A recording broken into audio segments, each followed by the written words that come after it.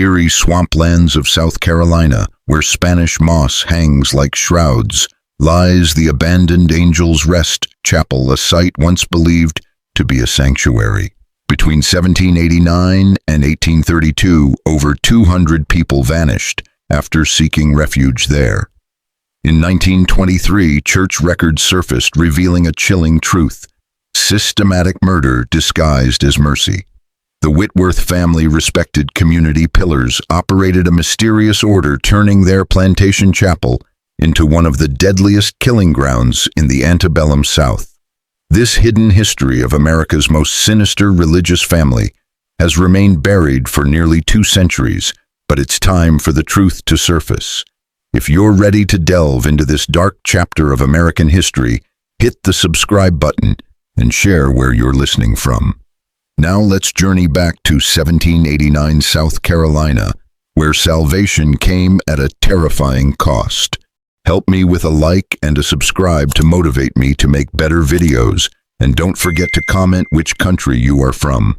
The year was 1789, and the newly formed United States was still healing from the Revolutionary War. In the low country of South Carolina, the Whitworth family built their empire. Gabriel Whitworth, a towering 43-year-old, purchased a 1,000-acre tract he called Seraphim's Grace. Standing tall with piercing ice blue eyes and silver hair, Gabriel exuded a presence that commanded attention. Born into Virginia's declining tobacco aristocracy, he saw opportunity where others saw ruin. His wife Constance hailed from old Charleston, money built on the slave trade. Though fragile and ethereal, a haunting emptiness lingered in her eyes.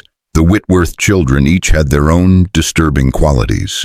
Ezekiel, the 24-year-old heir, inherited his father's sharp intelligence, but coupled it with a cruelty that even Gabriel found unsettling. Miriam, 22, was the most dangerous, using charm and manipulation to lead her victims to their deaths. The twins, Cain and Abel, at 20, were trained in brutality. Cain was strong, while Abel focused on new methods of torture. The youngest, Lilith, just 16, was already being groomed to follow Miriam's lead. Gabriel's brother Michael managed the plantation and assisted with the family's operations.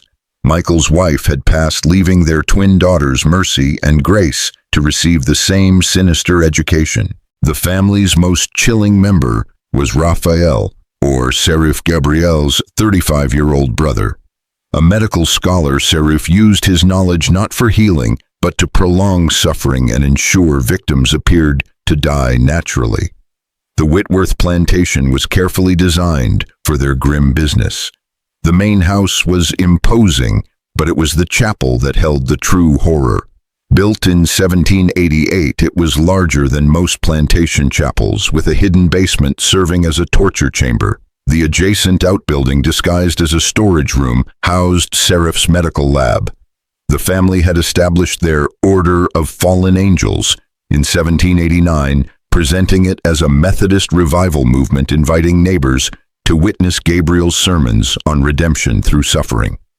Reverend Thomas Hartwell, the local Methodist circuit rider, initially welcomed the Whitworth family's religious enthusiasm, even allowing Gabriel to conduct special services for those in spiritual distress. However, the true purpose of their order was far darker. Through a network spanning Charleston, Savannah, and even Richmond, the Whitworths spread rumors about their chapel, claiming Angel's Rest was a sanctuary for runaway slaves seeking food, shelter, and guidance to freedom. The details were convincing: passwords, specific descriptions, and testimonials from alleged escapees, making it all the more believable. Seraph Whitworth maintained ties with medical schools in Charleston, Savannah, and Philadelphia, positioning himself as a reliable supplier of cadavers for anatomical studies. These bodies were always presented as free people of color who had died naturally, with forged documents to back it up. Medical schools, eager for specimens, rarely questioned the source, especially with Seraph's affordable prices. Meanwhile, Michael Whitworth ran the plantation's legitimate operations, managing a network of informants and working with slave catchers to identify the most valuable targets. The plantation was moderately successful, known for treating enslaved workers better than others, a reputation Gabriel carefully cultivated by offering better food, housing, and limited freedom of movement. The Whitworths' most sinister tactic was using genuine religious faith as a weapon. Gabriel's sermons, rich in biblical references and theological depth, convinced him that he was doing God's work. He believed those he sent to their deaths were predestined for damnation, allowing the entire family to justify their actions with a sense of moral superiority. The Whitworths had established themselves as pillars of the community, with Gabriel serving on the county commission, donating to local churches and hosting social events that cemented their place in society. When questions arose about missing slaves or strangers in the area, they expressed concern and offered to help search. In the autumn of 1791, a series of storms damaged crops, leading more enslaved people to attempt escape. The Whitworths seized this opportunity, with 43 souls arriving at Angel's Rest Chapel that month. During this time, the family refined their methods. Ezekiel, with his calculating intelligence, developed a system for categorizing arrivals based on their value. Young, healthy males were kept alive longest to extract valuable information about plantations and escape routes, while women with children were questioned about other families planning to escape. Older escapees with less useful information were quickly disposed of. The process began with Miriam, who greeted the new arrivals with kindness and provided food, clean clothes, and a safe place to rest. She explained that their stories needed to be verified before they could continue to the north, assuring them that this was to protect both the escapees and the Underground Railroad network. During this waiting period, the family gathered intelligence through casual conversation. Miriam excelled at drawing out information about families, meeting points, and northern contacts. Gabriel visited daily, conducting prayer services that subtly extracted more details about each person's background. The twins, Cain and Abel, posed as runaway slaves from other plantations, sharing fabricated stories of successful escapes to build trust. Once the Whitworths had gathered all useful information, the victims were moved to the chapel's basement. Here, Sharif's medical knowledge allowed him to keep victims alive for days, while he extracted information using advanced techniques of pain without leaving permanent damage. The basement contained 5 cells each, equipped with shackles and soundproofed to prevent anyone from hearing the suffering above. Interrogations typically lasted 3 to 5 days, with Sharif using his medical expertise to torture victims in ways that wouldn't damage the body beyond what was necessary for their eventual sale to medical schools. The Whitworth family's operation thrived due to their systematic and meticulous approach. Gabriel kept detailed ledgers cataloging each victim with a number and a complete file containing physical descriptions, background information, intelligence gathered, and their eventual fate. This methodical record-keeping allowed them to track escape routes, identify key figures in the Underground Railroad, and provide valuable intelligence to a network of professional slave catchers. These bounty hunters paid top dollar for detailed information about safe houses, escape routes, and planned flight attempts. One successful raid based on Whitworth intelligence could bring in thousands of dollars, which the family split with their criminal partners. However, the most consistent profit came from the body trade. Sharif, with his connections to medical schools, created a network for supplying bodies. The bodies were preserved using techniques he learned in Edinburgh and shipped with forged documents presenting them as free people of color who had died of natural causes. The family earned between $50 and $100 per body, depending on the specimen's condition and the receiving institution's needs. During this time, young Lilith began to play a larger role in the family business, initially serving as a friendly face for new arrivals.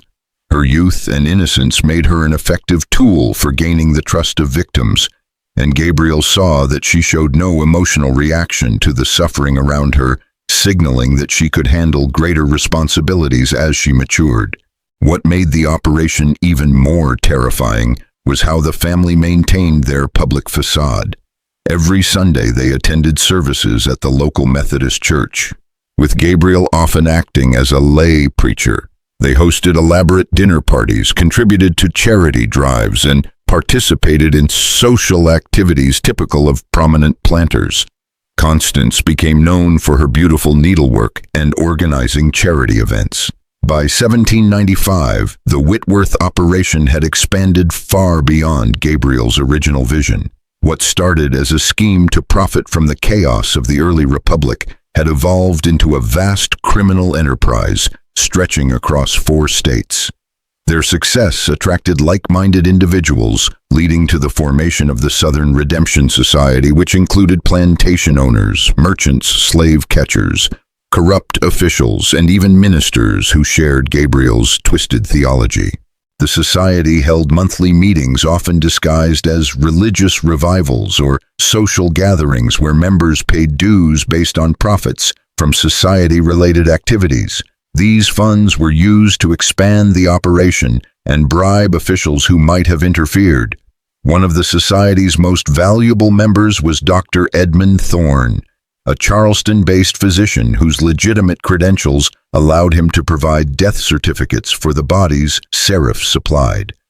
Thorne's connections with ship captains ensured that the supply chain for bodies remained hidden. Captain Marcus Fulton controlled a brutal network of professional slave catchers throughout the Carolinas and Georgia. His men tracked down specific individuals based on Whitworth intelligence, often capturing entire families to prevent escapes. Fulton paid the Whitworths a percentage of rewards for the information.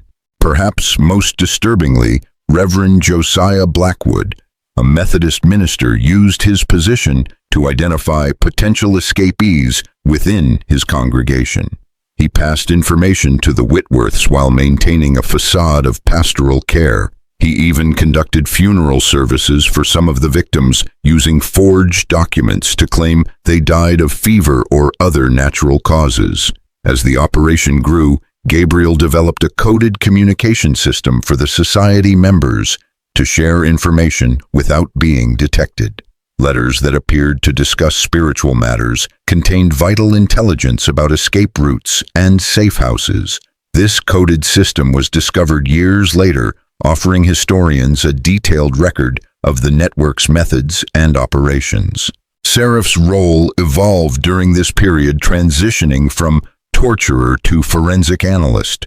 He began profiling escape patterns, identifying seasonal fluctuations in flight attempts, and allowing the society to intercept escapees before they reached genuine safe houses. The Whitworth Chapel also became a training ground for new members of the Southern Redemption Society. Gabriel held seminars on theological justification, teaching how to rationalize immoral actions using selective biblical interpretation. Seraph provided medical training, showing participants how to extract information without leaving clear signs of torture. Even Miriam played a part, teaching manipulation techniques that made victims more cooperative during interrogations. The Whitworths processed an average of 60 victims per year. To handle the growing operation, the chapel's basement was enlarged to house 12 cells with additional soundproofing, and a new crematorium disguised as a pottery kiln was built to dispose of bodies that couldn't be sold to medical schools. The family hired 6 more workers, all members of the Southern Redemption Society, to handle the increased volume. By now, 18-year-old Lilith had fully integrated into the business, specializing in female victims, particularly those with children. She had developed a maternal persona which made desperate mothers trust her. Lilith would often care for the children while their parents were interrogated, sometimes using threats to gain cooperation. Her lack of empathy, combined with her nurturing appearance, made her one of the most effective family members. The twins Cain and Abel honed their respective specialties. Cain handled the physical aspects of the operation, maintaining the facilities, managing transportation, and disposing of evidence. Abel focused on intelligence, keeping meticulous records that allowed the operation to run efficiently. Together, they developed a system that processed victims within 48 hours, maximizing profits while minimizing risk. However, the operation's success was attracting unwanted attention. Abolitionists had started noticing patterns in the disappearances of escaped slaves, with reports of escapees who vanished after reaching the South Carolina Lowcountry. Underground Railroad conductors reported losing contact with escapees who had been directed to safe houses in the area. In 1798, an unexpected visitor arrived in Charleston. Jeremiah Morrison, a Quaker merchant from Philadelphia. Under the guise of establishing trade relationships with local rice planters, Morrison was actually investigating the disappearances of escaped slaves for the Pennsylvania Abolition Society. His investigation began by interviewing successful escapees in Philadelphia, New York, and Boston. Many spoke of a place called Angel's Rest, where they had sought sanctuary only to leave quickly, feeling something was wrong. Others had sent family members to the chapel only to never hear from them again. Cross-referencing testimonies, Morrison discovered a disturbing pattern: people were disappearing in the South Carolina Lowcountry. He realized that to expose the truth, he needed someone to infiltrate the Whitworth operation. The solution came from Samuel Washington, a free black man from Baltimore. Washington, light-skinned enough to pass as mixed race, volunteered to pose as an escaped slave. He had already conducted similar investigations in Virginia and Maryland and was fearless. Washington arrived in Charleston in March 1799 with forged documents identifying himself as the property of a fictional Virginia planter. He spent weeks gathering information and eventually made contact with someone from the Underground Railroad who gave him directions to Angel's Rest Chapel and the necessary passwords to identify himself as a legitimate seeker. Morrison, meanwhile, had established himself in Charleston's business community and began reviewing shipping records and correspondence with medical colleges. He discovered suspicious patterns in the shipments of bodies from South Carolina to medical schools in the mid-Atlantic. Death certificates also showed an unusual number of deaths from fever and natural causes among transient free blacks. Morrison's investigation culminated on a humid April evening when he approached Angel's Rest Chapel. The building, with its Gothic windows and the smell of stagnant water, seemed to fit the descriptions he had gathered. Miriam Whitworth greeted him at the door, offering warmth and hospitality, but Morrison's intuition told him something was wrong. Her performance seemed rehearsed too perfect. Inside the chapel was more elaborate than he expected. Stained glass windows depicted violent scenes of divine judgment, and the altar, made of dark wood, featured a painting of the Archangel Michael casting demons into hell. Everything about the space seemed designed to inspire fear rather than comfort. Miriam provided him with food, clean clothes, and a place to rest for the night, explaining that they needed to verify his story before helping him continue north. The waiting period, she said, would rarely last more than a few days. On his second day, Morrison met the other members of the Whitworth family. Gabriel, acting as a benevolent patriarch, conducted prayer services that seemed moving and filled with references to liberation and redemption. However, Morrison began noticing troubling details. The other guests at the plantation seemed unusually subdued, speaking in whispers and avoiding eye contact. When he tried to engage them, their responses were vague and inconsistent. Most disturbing was their mixed look of gratitude and fear when they glanced at the Whitworths. On the third night, Morrison was awakened by muffled screams coming from beneath the chapel. The agonized cries were barely audible but unmistakable. When he mentioned it the next morning, the other guests claimed to have heard nothing. Morrison realized he was in danger and that the operation he had infiltrated was far more sinister than he had imagined. Same brutal methods employed by the Whitworths. The documents included the names of influential figures involved in the Southern Redemption Society, revealing the widespread scope of the operation. The evidence collected during the raid would serve as the foundation for a massive investigation that would eventually expose the depth of corruption and violence throughout the South. As the rescue team made their escape, they left behind a trail of destruction and chaos. The fire had begun to spread, and with it, the Whitworth family's carefully constructed facade of respectability began to crumble. Within hours, authorities would be alerted to the operation, and the evidence gathered would spark a national outcry. The Southern Redemption Society, which had long operated in the shadows, was now on the brink of exposure. For Washington, the mission had been a success, but it had come at a personal cost. Injured and weakened, he was taken to a safe house where he could recover. His courage and determination had not only saved his life, but had also brought down a network that had destroyed countless others. The information he and Morrison had gathered would lead to the arrests of several key members of the Whitworth family and their criminal partners, dismantling their operations and bringing justice to the victims who had been lost to the darkness of Angel's Rest Chapel. In the aftermath, Washington's actions became a symbol of hope and resilience in the fight against the system of slavery and the networks that supported it.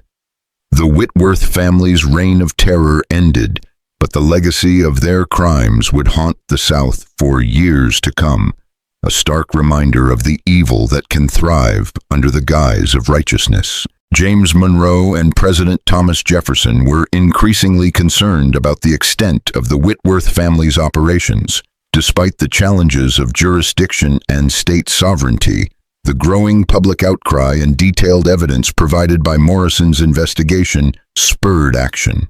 In 1805, a coordinated effort between abolitionist groups, sympathetic federal officials, and whistleblowers within the Alabama government finally led to a federal investigation into the Whitworths' activities. The operation was massive, spanning multiple states, and the depth of corruption within Alabama's political structure made it a challenging case.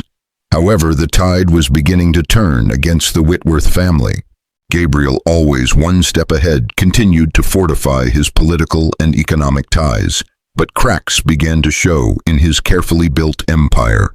With every passing year, more abolitionists, including former slaves and sympathizers, began to piece together the true scope of the Whitworth family's operations.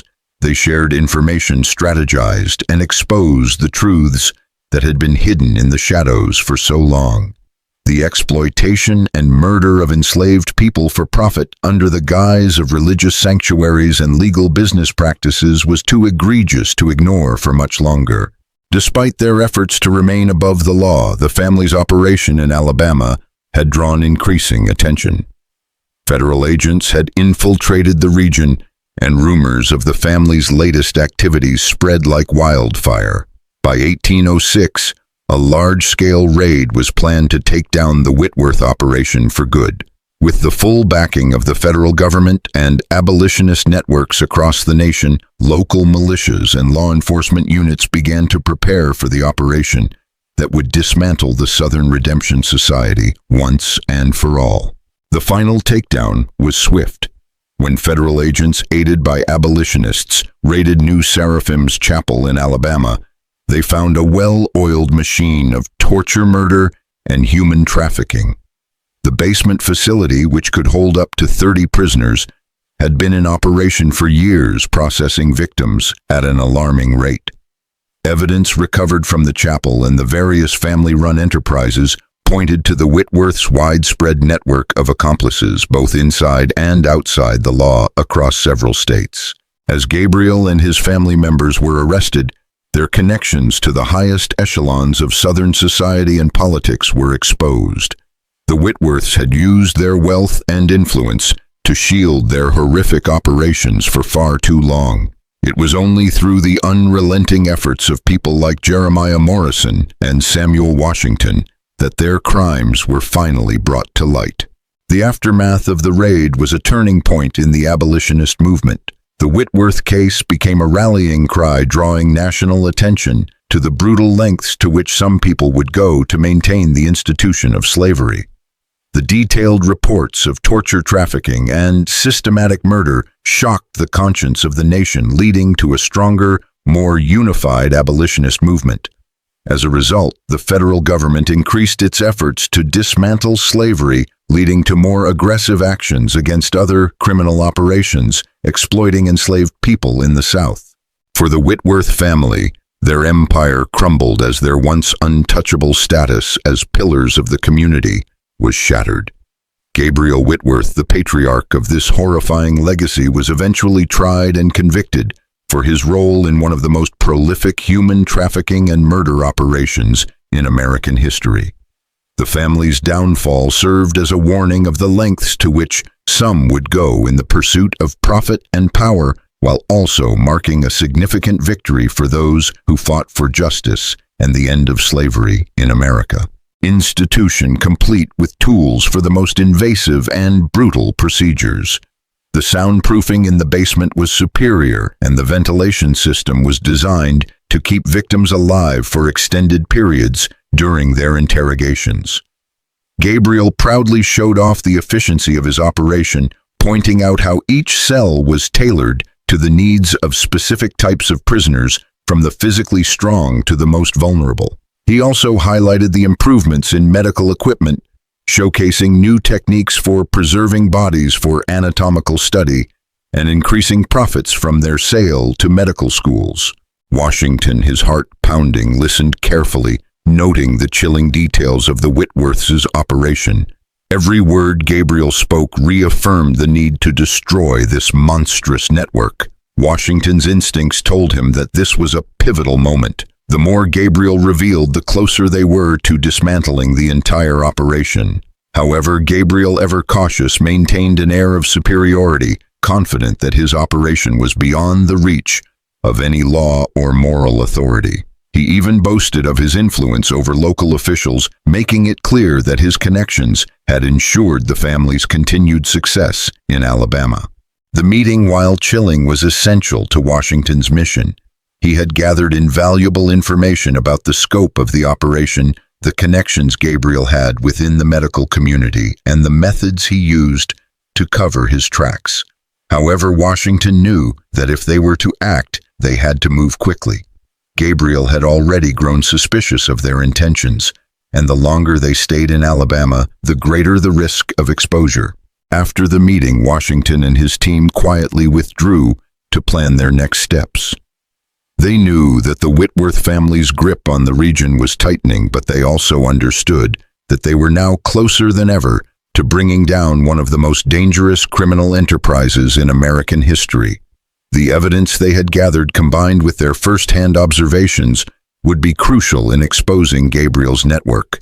But the danger was far from over. The family's political connections were still strong, and Gabriel was well aware that his empire could crumble with the slightest misstep. As Washington and his team began to prepare for the next phase of their mission, they knew the clock was ticking. If they didn't act fast, Gabriel and his network would once again slip into the shadows, leaving behind a trail of bodies and broken lives. In the coming days, Washington would continue to gather information while keeping a low profile. Meanwhile, Morrison, who had been working in New Orleans, was also preparing for a large-scale rescue operation. The time to strike had arrived. The plan was set. They would infiltrate Gabriel's operation, rescue as many victims as possible, and gather the final pieces of evidence needed to bring the Whitworths to justice. However, even as the plan began to take shape, the risks were undeniable. The Whitworth family had proven time and again that they would go to any length to protect their empire, and the abolitionists knew that if they were caught, the consequences would be devastating. But for Washington, Morrison, and the rest of the abolitionist team, there was no turning back. The horror of the Whitworth operation had to end, no matter the cost. The release of the prisoners while helping to gather as much evidence as possible. Moving swiftly through the basement, Washington and the team freed the victims, who were in varying stages of abuse, some barely conscious from prolonged torture. The sight was overwhelming, but Washington's resolve remained strong. He helped organize the captives, leading them out of the facility as quickly as possible, while federal marshals and abolitionists worked to document the horrific scene and collect the damning evidence. Meanwhile, the team breached the main house where the Southern Redemption Society's members were gathered. The operation's success hinged on capturing the criminals in the act, ensuring no one could escape. Federal marshals stormed through the rooms, rounding up key figures who had played a part in the operation's destruction of the Underground Railroad.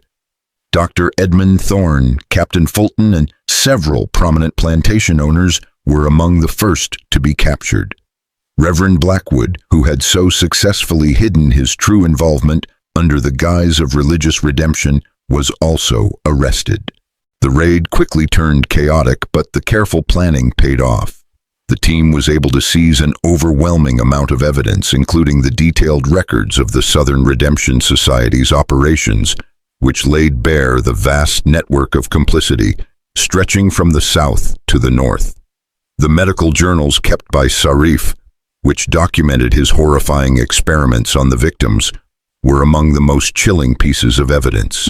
As the law enforcement officers secured the plantation and the captured members of the society were loaded into wagons for transport, Washington took a moment to process what they had accomplished. The operation had been a success, but the emotional and psychological toll on him was immense.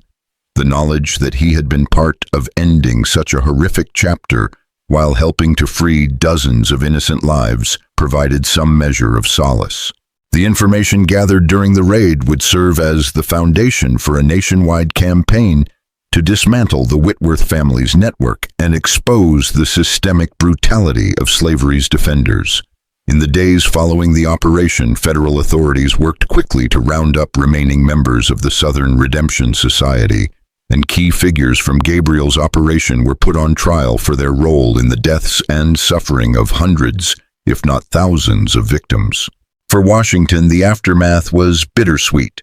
Though the physical scars from his own captivity were healing, the emotional scars remained. However, the victory he had helped achieve in exposing the criminal enterprise that had ravaged so many lives provided him with a sense of purpose and closure. His testimony, combined with the evidence uncovered during the raid, brought justice to those who had been lost in the shadows of the Whitworth family's twisted legacy. The Whitworth family, once so untouchable, was dismantled, but their legacy of terror served as a stark reminder of the evils that lurked within the system of slavery and the lengths to which some would go to preserve it. Washington's role in the mission marked him as a hero within abolitionist circles, and his actions played a pivotal role in the fight for the freedom of all enslaved people in America. Whitworth family's criminal network was never fully revealed, and much of the damning evidence was destroyed or lost over time. However, the legacy of their crimes and the influence they had on both local and national politics reverberated for decades. The systemic dehumanization of enslaved people, the infiltration of respectable institutions, and the use of religious justification for horrific acts exposed the deep moral corruption inherent in the defense of slavery. The Whitworth case became a powerful symbol of the lengths to which slavery's defenders would go to maintain their control and influence. Although the physical structures associated with the Whitworths were eventually abandoned or destroyed, the psychological and historical scars left by their actions remained. The case forced a re-evaluation of both legal frameworks and ethical boundaries in the U.S. It served as a wake-up call for the nation, demonstrating the urgent need for a more organized and effective response to the criminal exploitation of human lives. The Whitworth family's use of organized crime methods, record-keeping, and intelligence networks became an early example of the way such operations could extend across state and national borders, evading justice for years. The records recovered during the raid and Washington's testimony were invaluable in shedding light on the inner workings of the Whitworth network, but their exposure also revealed the limitations of early American justice. Even after such a significant uncovering of truth, the legal and political forces in the South were able to minimize the consequences for many members of the Whitworth family. Some escaped with minimal punishment, while others, like Sarif, continued their criminal activities in foreign countries, evading further capture. Ultimately, the Whitworth case highlighted the deep entanglement between crime, slavery, and institutional corruption, demonstrating how widespread the moral rot had become. It exposed the way slavery had infected not only the economy and politics of the South, but also the moral and ethical fabric of society. Gabriel Whitworth's ability to mask mass murder as religious duty and profit-making as divine destiny was a chilling preview of how future criminals could exploit religious or ideological justifications to rationalize their actions. Though the Whitworth family's physical operations came to an end with their exposure, their legacy lived on in the wake of the abolition movement. Their crimes and the shock they caused helped galvanize the growing resistance to slavery, uniting abolitionists and religious groups alike in their determination to end the institution. Washington's testimony in particular played a significant role in shifting public opinion, especially among religious communities who were appalled by how Christian doctrine had been twisted to justify such atrocities. In the long run, the Whitworth case had lasting effects on both legal practices and moral perceptions in America. The country's inability to fully address the magnitude of such crimes at the time pointed to the need for more robust and federal oversight.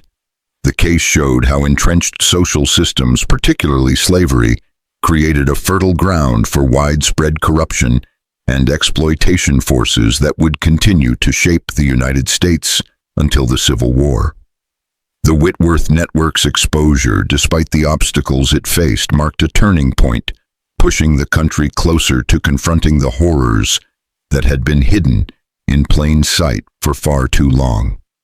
Work twisting morality and justice to suit their own ends. The Whitworth family's legacy serves as a chilling reminder of how easily societies can be manipulated when power, greed, and religious extremism intersect. While they believed they were acting under divine authority, their actions were a grotesque perversion of the very teachings they claimed to uphold. The most haunting aspect of their story is not just the horrors they inflicted on their victims, but the layers of complicity and denial within the society that allowed their crimes to persist. The absence of visible memorials or public acknowledgement at sites like New Seraphim Plantation is symbolic of how easily these dark histories can be buried, ignored, or forgotten. Yet the truth about the Whitworth family's actions continues to reverberate even if their full scope remains obscured by time and the destruction of evidence. As we continue to uncover more about their operations, we are forced to ask difficult questions about how many other similar networks existed operating in the shadows of history, and how much of that darkness has yet to be uncovered. The echoes of their atrocities remain, and it is crucial that we remember not only the victims, but also the moral courage of those who fought to expose these crimes, risking their lives for the greater good.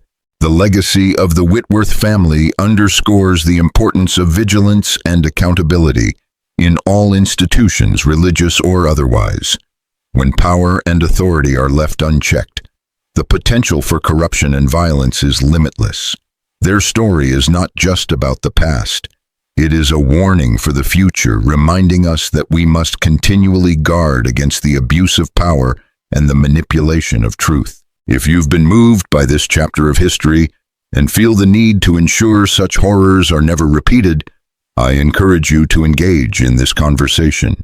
Share your thoughts below and join our community in confronting these uncomfortable truths. Only by doing so can we begin to heal the wounds of the past and prevent future atrocities from occurring. Thank you for joining us in Remembering the Past.